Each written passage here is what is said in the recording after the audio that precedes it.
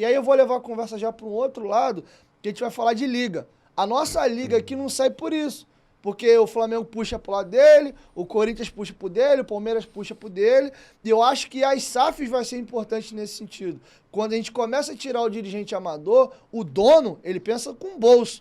Então, para todo mundo que é empresário, é interessante você melhorar o produto ficar melhor e todo mundo ganha.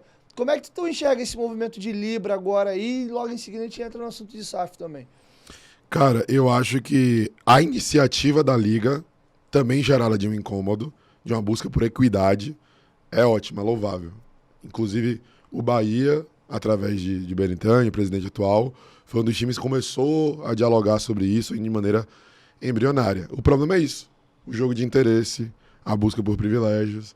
No final das contas, a gente vê que não é uma busca por equidade e não igualdade, é bom que isso fique claro. O Bahia, a gente tem que reconhecer, não tem a mesma audiência de um Flamengo, não tem a mesma audiência do Vasco, que tem uma das maiores torcidas do Brasil, apesar do Bahia ter uma torcida absurda.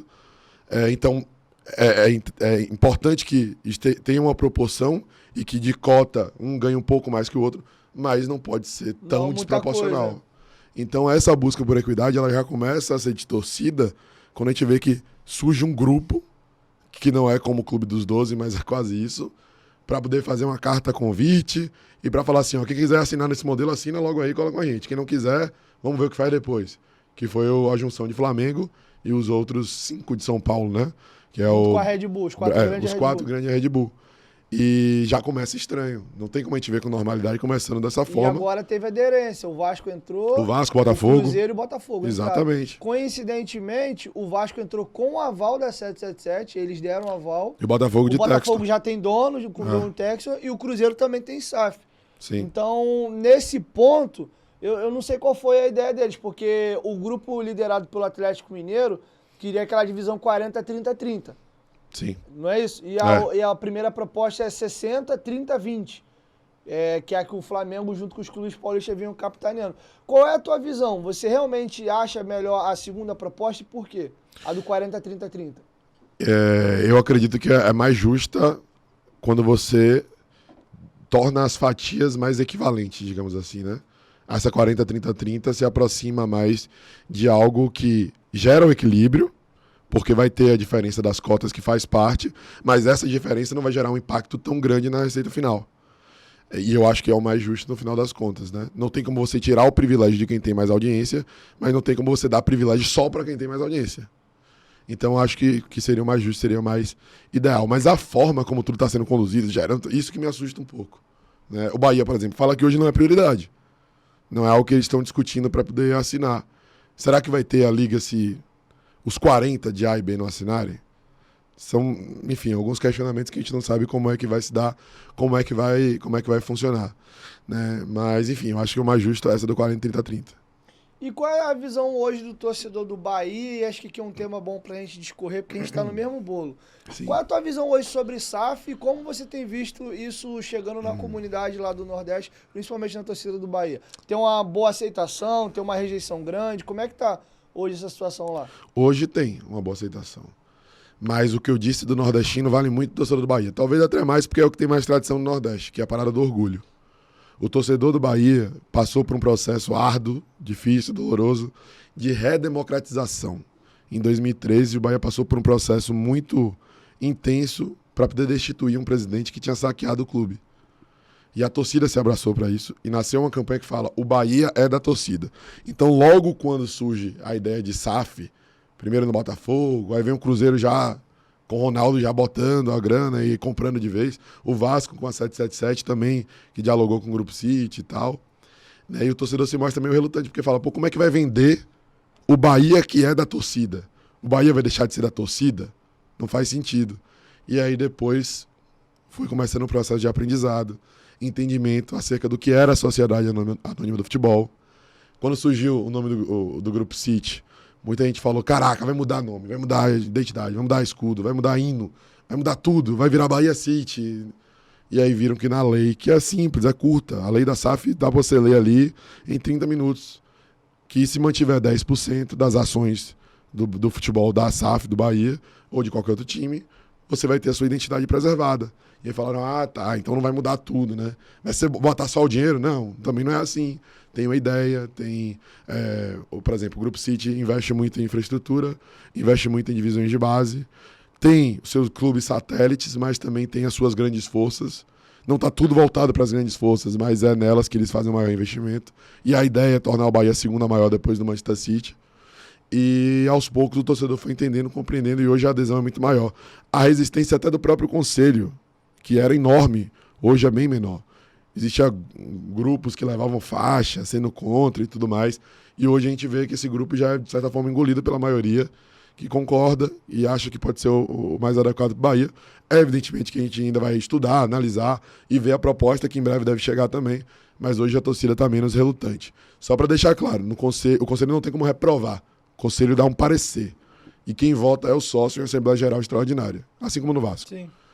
Então, hoje, eu diria que 80% contra 20% vai ser a divisão em média ali para a SAF do Bahia ser aprovada com o Grupo City. Essa é a tendência. O Vasco, sempre como tudo acaba judicializado, o Conselho Deliberativo do Vasco e a diretoria deu um passo a mais nesse sentido. Por quê? Temendo uma judicialização, porque no Estatuto do Vasco, que diz que de clube nenhum tem, porque a lei é nova, não tem a possibilidade de você virar uma sociedade anônima de futebol, até porque ela não existia. Sim. Então o Vasco, primeiro, montou um comitê, levou para o Deliberativo para incluir a SAF no Estatuto. E aí aprova a SAF e depois a proposta. Isso. Aí o torcedor do o associado do Vasco em Assembleia Geral Extraordinária ratificou 77%, até curioso, 777, 77%, aí incluiu a SAF no Estatuto. Hoje, no Estatuto do Vasco, já tem a possibilidade da SAF, para evitar uma judicialização.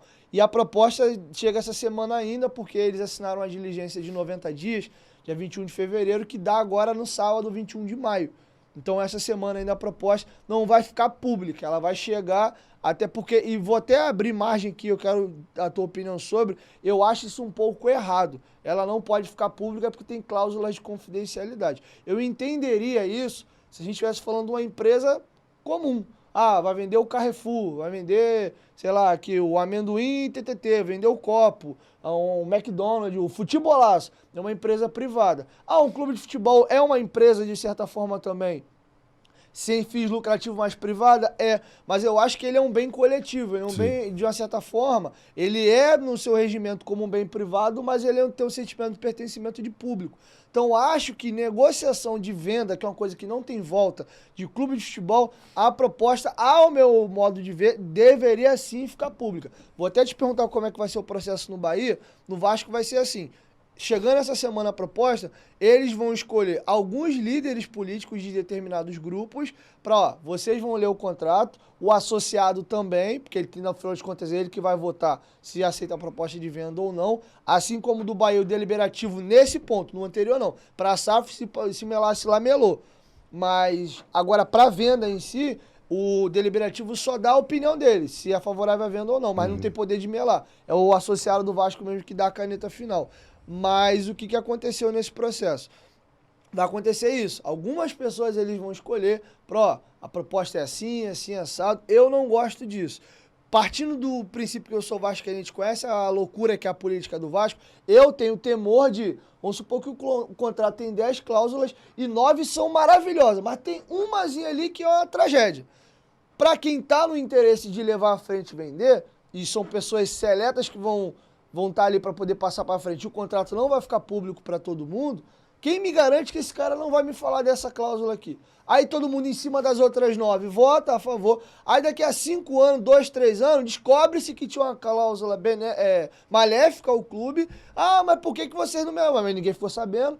Então, principalmente o Vascaíno que tem essa guerra política no clube, eu tenho esse receio. Sou favorável à SAF, quero que passe, mas tenho um pouco desse receio, por não confiar muito nas pessoas que vão ter que passar isso para frente. No Bahia vai ser do mesmo jeito?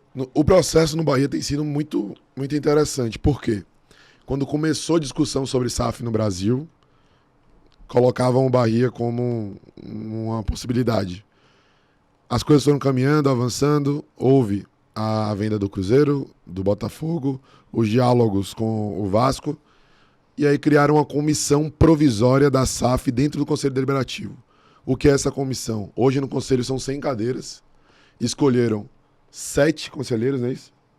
E esses conselheiros, eles promovem palestras, estudos com representantes. Teve recentemente uma palestra de um cara que está sempre lá na CBF Academy fazendo curso de governança e tudo mais. E existiram já outras palestras. Os conselheiros fazem as perguntas, os questionamentos. As palestras são transmitidas ao vivo na TV Bahia para o torcedor tomar conhecimento acerca do que está acontecendo, também poder conhecer mais sobre a SAF. E essa proposta vai chegar primeiro para essa comissão provisória da SAF, com esses especialistas dentro do conselho, que foram escolhidos de grupos diferentes, para que não tenha um ou outro sendo mais privilegiado na hora da decisão, fazendo algum tipo de aliança. São grupos diferentes dessa comissão, e aí chega para o conselho dar o parecer e depois vai para o sócio, e o sócio ele aprova ou não em Assembleia Geral Extraordinária. O interessante é que em todas as ocasiões até o momento em que houve a necessidade do parecer do conselho, os sócios concordaram com o que o conselho propôs. Então tem essa sinergia do torcedor, porque o conselheiro é o torcedor e o sócio é o torcedor. Do torcedor em aprovar ou não determinada coisa. E até o momento, todas essas decisões que foram para o conselho e posteriormente para o sócio foram aprovadas. E a tendência é que aconteça assim também com a SAF, né? Com a SAF do Grupo City. Então, é isso. Essa é a expectativa hoje do torcedor. E a gente tem feito a nossa parte no canal também, né? Porque, como eu disse, a gente passa informação. Tivemos a felicidade de trazer à tona alguns furos de reportagem sobre isso, apurando, buscando mais notícias, mais informações, mas a gente também se preocupa em levar conhecimento. São 10 times no conglomerado, né? Dentre os adquiridos e os que têm parceria. Então tem muito time vivendo realidades diferentes. Quantos títulos o Grupo City, o City Football Group, que surgiu em 2013, apesar de ter o Manchester City desde 2008, já conquistou? O que era o Manchester City antes e depois? Qual é a marca de material esportivo? Qual o patrocinador? Como é que funciona o futebol? Os times têm estádio próprio? Esse negócio do satélite vai ser como? Vai só gerar jogador para o Manchester City? Ou vai ter aqui uma força para você conquistar títulos nacionais? O New York City conquistou a última MLS. O Melbourne City conquistou os dois últimos títulos australianos. Enfim, esse conhecimento é importante. Eles queriam adquirir o NAC Breda, da Holanda. Agora estão tentando o Palermo, da Itália. E continua se movimentando, e o Bahia é um dos alvos. Então, o torcedor tem entendido mais. E, cara, conhecimento é tudo.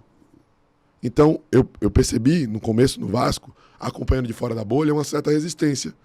Depois que viram como é que ia funcionar, como é que eles conduziam a situação lá no Genoa, com a parte do Sevilla e tal, o que é que poderia funcionar no Vasco, e a galera foi entendendo. Eu percebi que existe uma relutância menor. E no Bahia a mesma coisa.